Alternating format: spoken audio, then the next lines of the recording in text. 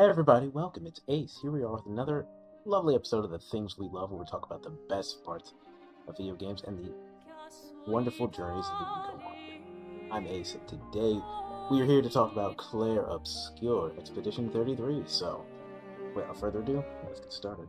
One of the first things I'd like to talk to you about is characters' abilities and the Luminas. Luminas in this game are abilities that you can equip onto your character to either increase their attack, defense, increase buffs that are added to your character in battle, increase the number of hits your character does with each attack, and so on and so forth. What makes this awesome is that every character can literally equip any Lumina they want. As long as you master the Lumina, it can be literally equipped to any character, even if they're not on the team. As for the character's individual stats, you can set them to be however you want. And should you decide to respect your character at some point or another, you can literally farm the item needed to respec your characters.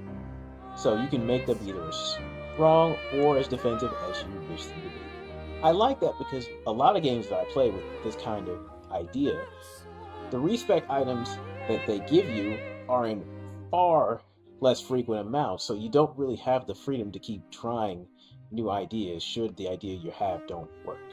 And I like that they give you this freedom because it allows the player to have the chance to change things and alter the team as they wish without really a lot of consequence. So that will always be something I remember this game very fondly. Second thing I'd like to talk to you about is CL. Now, honestly, I didn't think I would like CL as much as I did.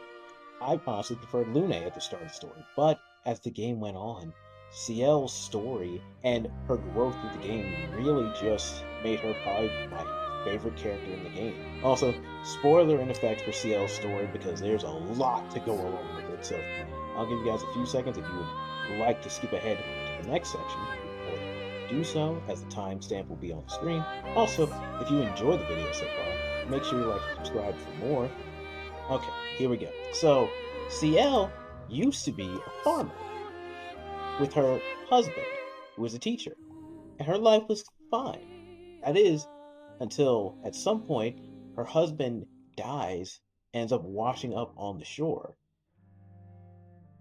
This was the love of her life, and she honestly just couldn't feel like continuing on without, so she decided to end her own life. Of course, she would eventually be saved by Eskia, but it'd be later revealed that she lost the child that she was carrying as a result, too.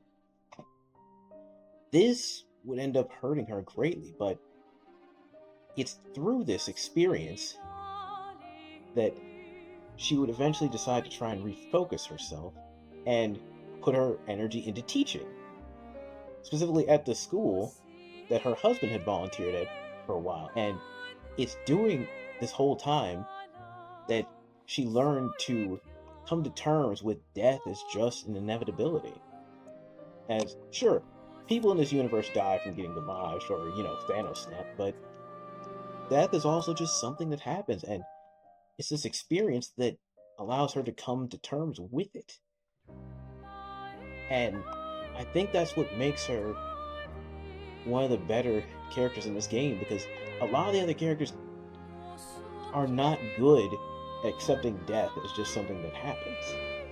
Hell, they'll go to great lengths to even avoid it, but even despite the fact that she's on her mission to stop the Paintress, just like everyone else, CL is at least probably the one that's the most capable of understanding that death can happen, and sometimes you have to learn to accept that as just a reality.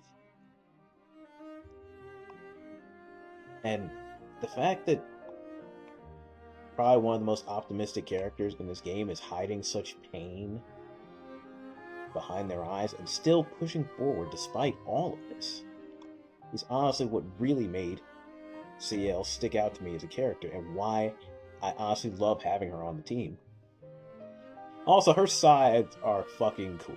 I don't think I need to really explain more into that because they just are. The final thing I'd like to talk to you about with this game has to be evasion. Now, in this game, there are multiple ways to evade an attack when it comes to an enemy. One, you get parry. Two, there's the gradient parry, which means it's specifically for certain attacks which could easily just either do a lot of damage and debuffs or one-shot you, or dodging. Now, when I started this game, I tried to parry, and let's just face it, I was not doing it.